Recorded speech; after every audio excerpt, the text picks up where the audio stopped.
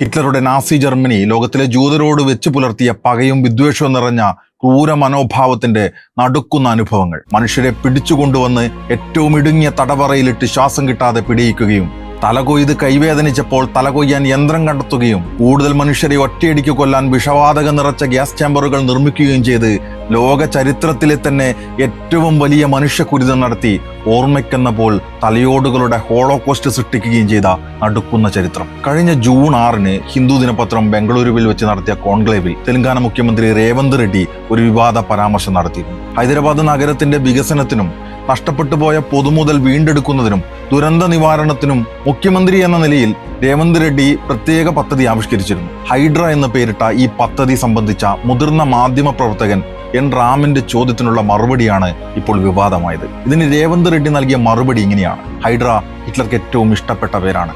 ആരെയും കൊല്ലാൻ മടിയില്ലാത്ത ഹിറ്റ്ലറിന്റെ core team. ഞാൻ അതിൽ നിന്നും പ്രചോദനങ്ങൾ ഉൾക്കൊണ്ടാണ് ഹൈഡ്ര എന്ന പദ്ധതി രൂപീകരിച്ചത്. ചരിത്രത്തിൽ നിന്ന് നമുക്ക് പലതും പഠിക്കാനുണ്ട്. പക്ഷേ ലോകം തന്നെ വെറുത്ത നരാധമനിൽ നിന്ന് എന്ത് പാഠമാണ് രാജ്യത്തെ പ്രധാന കോൺഗ്രസ് മുഖ്യമന്ത്രിമാരിൽ ഒരാളായ രേവന്ത് റെഡ്ഡിക്ക് പഠിക്കാനുള്ളത്?